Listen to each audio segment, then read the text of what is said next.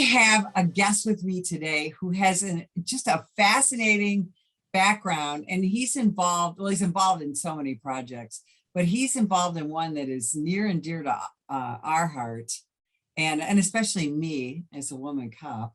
We're going to talk a lot more about that. But Mike Barron, welcome to the show. Thank you, Betsy. So Mike, you first and foremost, I want to talk about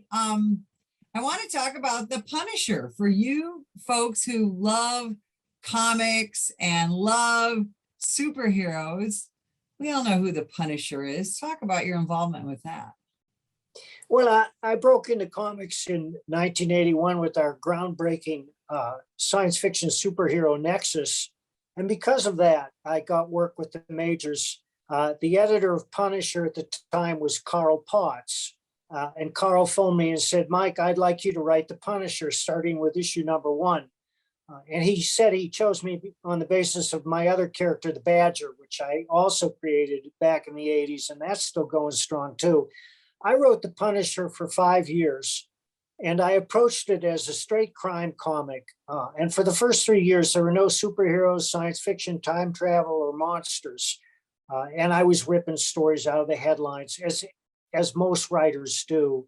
One of the early stories had to do with a Jim Jones surrogate, and the Punisher goes down to South America and tries to prevent the mass suicide. And there were drug dealers and gun dealers and all sorts of stuff like that. When the first Iraq War, the Gulf War broke out, I sent the Punisher into Iraq, and that was on the cover. And nobody said a word at the time, and they loved it. The reaction was overwhelming. About 3 years later, Carl got kicked upstairs, and we had a new editor who was a gimmick guy. And that's when we started to see the monsters and the science fiction and the gimmick covers, which I kind of like the plain brown wrapper cover. So as you're moving forward with The Punisher, and I mean, you're a guy who keeps up on what's happening in the world and all of that. And then, as time goes on, comics start to get kind of politicized, don't they? Well, it's shocking to the extent that they have been politicized. And this is a fairly recent development. And like most fields in the arts, the world of comics is overwhelmingly liberal, to misuse that term. And it led to a rift right down the center with the established players, and they're now circling the drain. They make inexplicable decisions because they forgot the #1 rule of comics, the #1 rule of writing, at least the type of writing I do, which is it's my job to entertain, and I never lose sight of that fact. And modern comics, with their social justice issues and their preaching, are no longer entertaining. And so the sales have plummeted, and yet they refuse to make any changes. In fact, they seem to double down on this sort of thing. For instance, Marvel hired Ta-Nehisi Coates to write Captain America. Ta-Nehisi Coates is mostly famous for a book he wrote about himself growing up, Between Me and the World, in which he expressed a great deal of dissatisfaction with America's racism. Well, I bought Captain America when it came out, and I bought another copy 5 years later. And in my opinion, there was no entertainment value in the comic whatsoever. He has no idea how to tell a story. And the other few major publisher issues that I've looked at are the same. They're not entertaining. And that's the #1 rule of entertainment. Exactly. That's the whole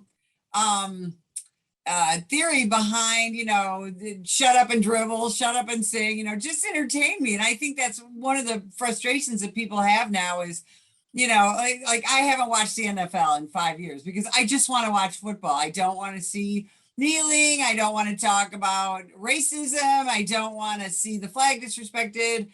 Same thing with, I don't watch award shows anymore. I used to really be fascinated by that, but now I just want to learn about entertainment, and I want to be entertained and see who wins awards and things like that. And we've gotten so far away from that, and it doesn't seem to matter to so many of these people whether money is made, because that's really the whole point of the entertainment industry, right? It's for people to make money.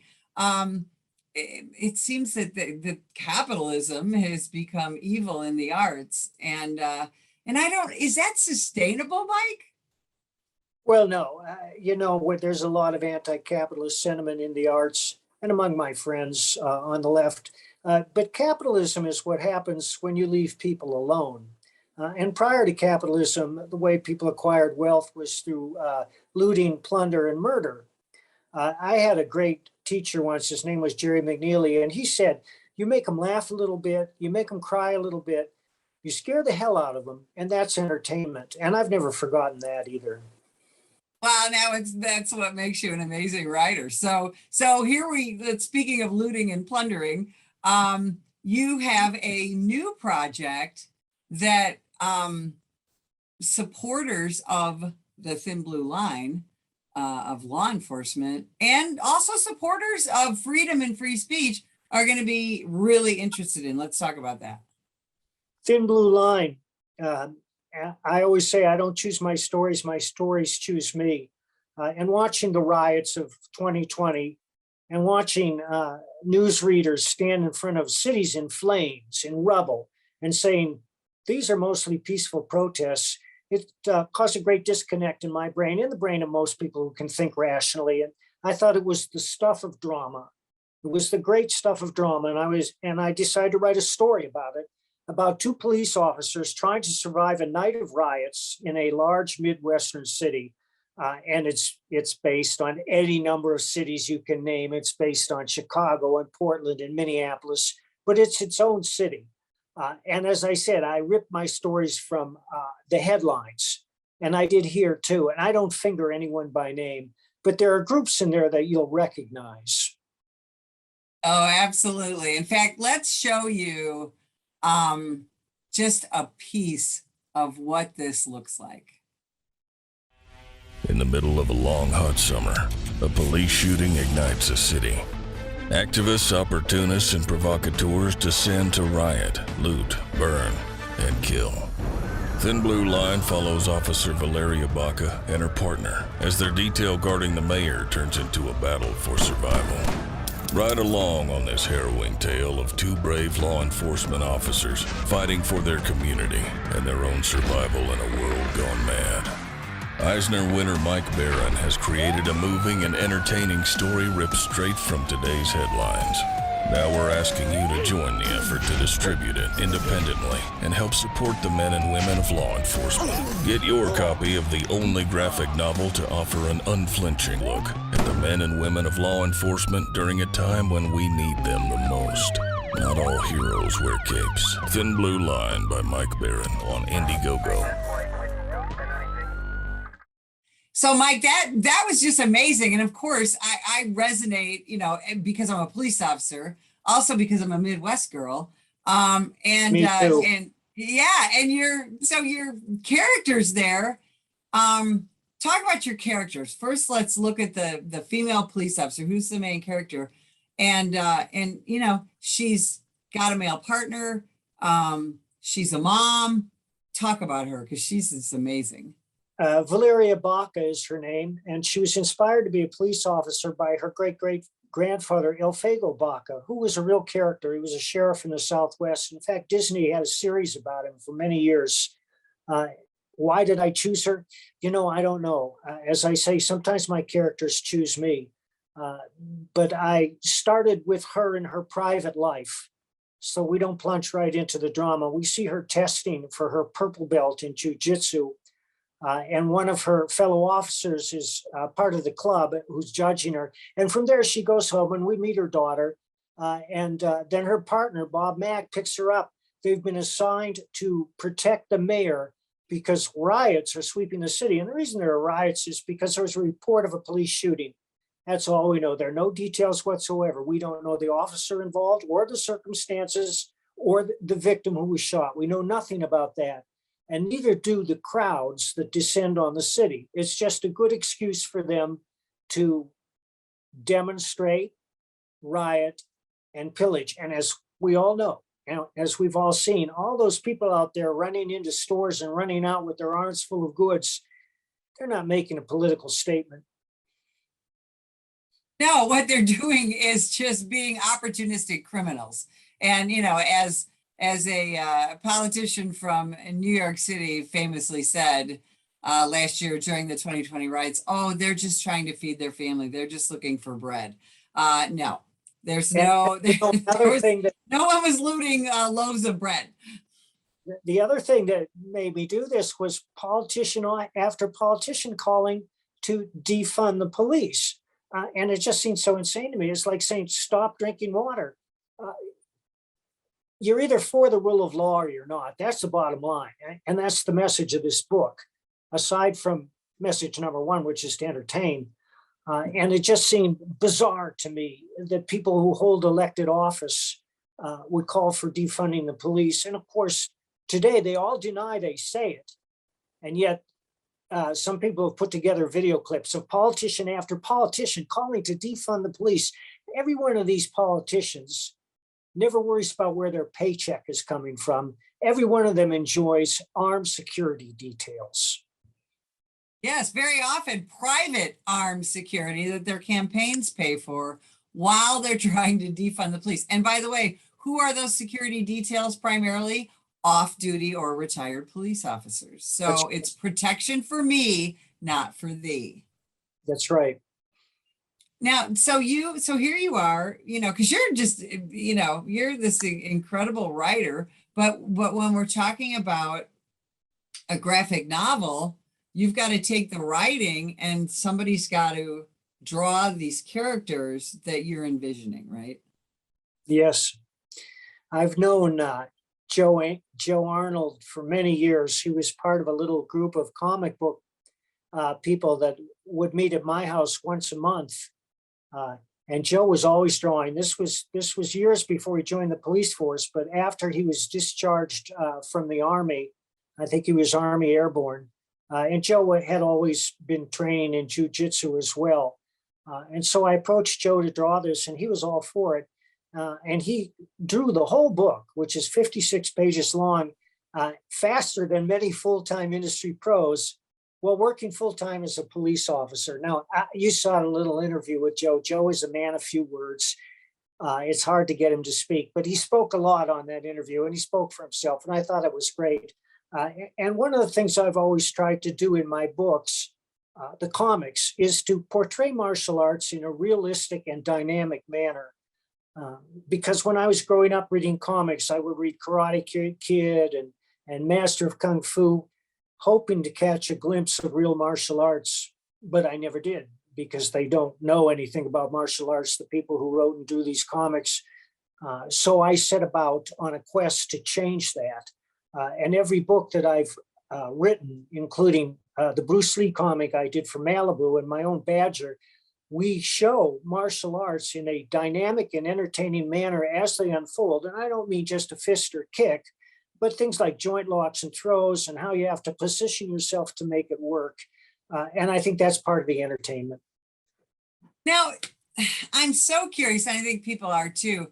How do you take a story like, you did about Valeria and Bob, and how do you work with that artist to make your characters truly come to life? Because when you look at these drawings, they're amazing. I mean, Valeria and Bob are, they're not cape-wearing freakish superheroes. They are realistic police officers. And again, not just police officers, but you and Joe managed to capture the personal side of them, which is extraordinary. And I think it's really rare. And you neither, you didn't make them into these larger than life characters.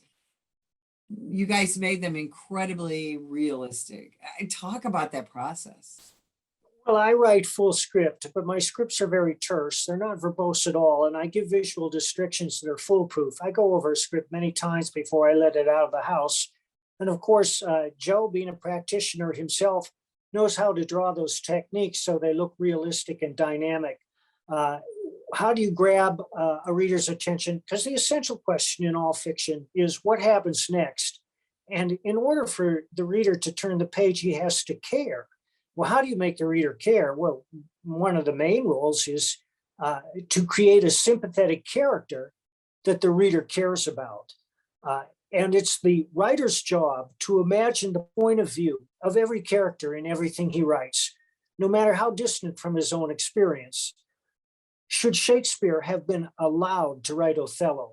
These are the type of questions that are sweeping through college campuses now, and they're absurd on the face of it, because writing is an act of an imagination. And a good imagination will identify with any point of view, from the most saintly to the most despicable. William Styron wrote the Confessions of Nat Turner, which was a literary triumph, putting himself in the point of view of a 19th century slave. And Alexander Dumas wrote The Three Musketeers. Should Alexander Dumas have been allowed to write The Three Musketeers? He was Haitian. Right. And you know, this is a thing. And I think well, let me just ask this. What kind of feedback, including pushback, have you gotten for embracing this topic and presenting it in the way that you have in both your writings and in Joe's art? Well, we often say that there's an unofficial blacklist at many publishers, and I know this for a fact because I've written to publishers and gotten scathing letters in return. That the traditional publishers are, as I said, they're no longer interested in entertainment. And I've gotten hate mail from all over the world for various reasons. But that's not my problem, because I'm not appealing to that audience. We have a whole new audience. Part of it's the same old audience whose first desire is to be entertained. They want a book that they can lose themselves in. And that's something that I do.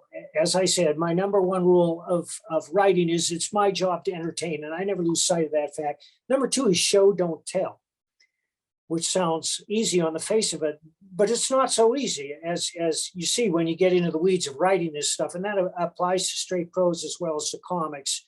But I try to transmit as much of the story visually as I can without using words.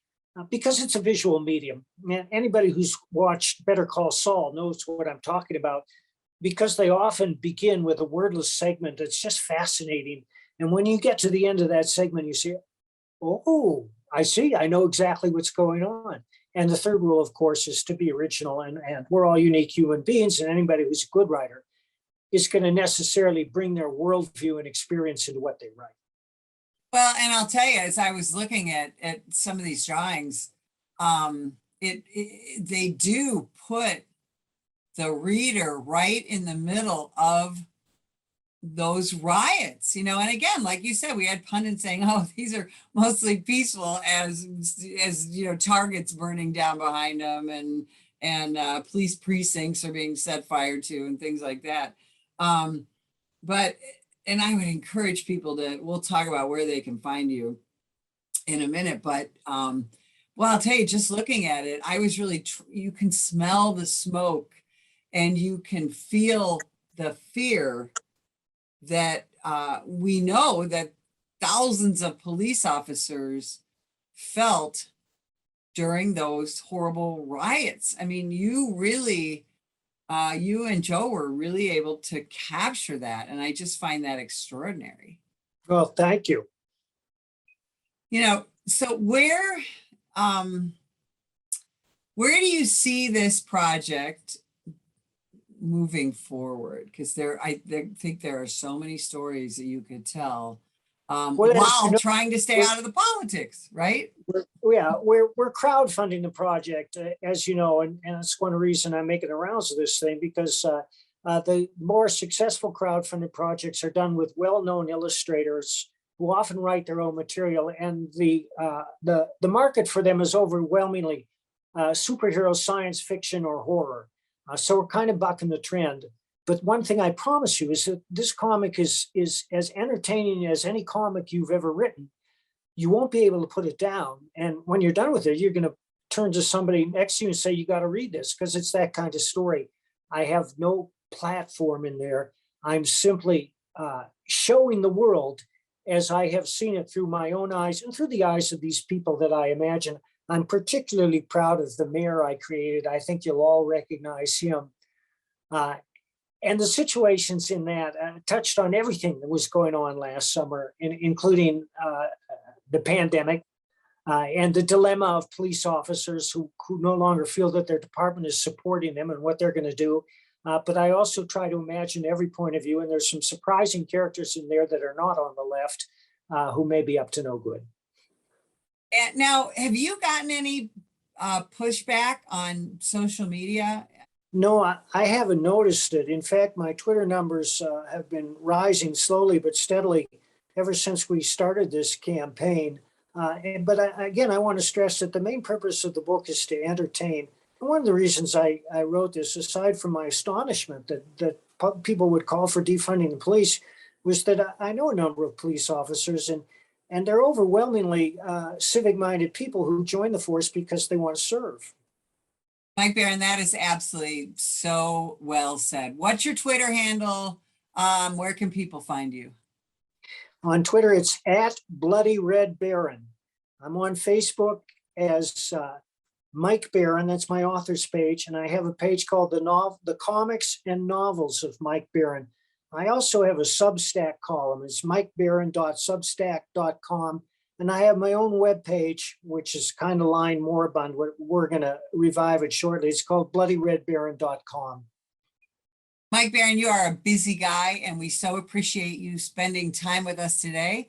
And if you would like more information about the National Police Association, visit us at nationalpolice.org.